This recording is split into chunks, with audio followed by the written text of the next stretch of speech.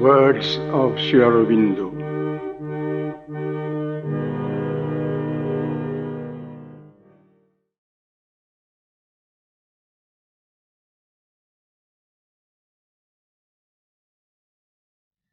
In this world, one starts with ignorance and imperfection in whatever one does. One has to find out one's mistakes and to learn. One has to commit errors and find out by correcting them the right way to do things. Nobody in this world has ever escaped from this law. So what one has to expect from others is not compliments all the time, but praise of what is right or well done and criticism of errors and mistakes. The more one can bear criticism and see one's mistakes, the more likely one is to arrive at the fullness of one's capacity. Especially when one is very young, before the age of maturity, one cannot easily do perfect work. As for comparison with others, one ought not to do that. Each one has his own lesson to learn, his own work to do, and he must concern himself with that, not with the superior or inferior progress of others in comparison with himself.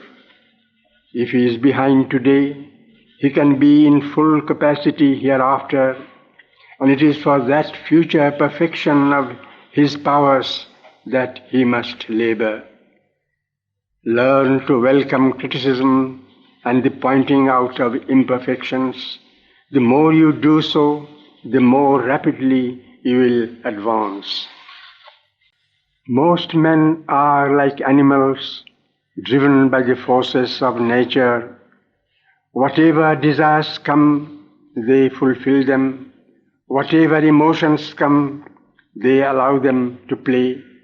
Whatever physical wants they have, they try to satisfy.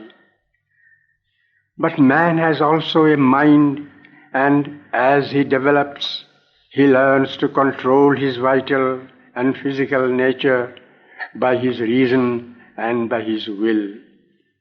This control is very partial, for the reason is often deluded by vital desires and the ignorance of the physical, and it puts itself on their side and tries to justify by its ideas, reasonings or arguments their mistakes and wrong movements.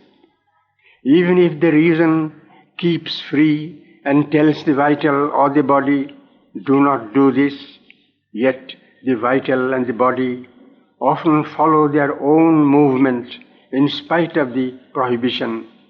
Man's mental will is not strong enough to compel them.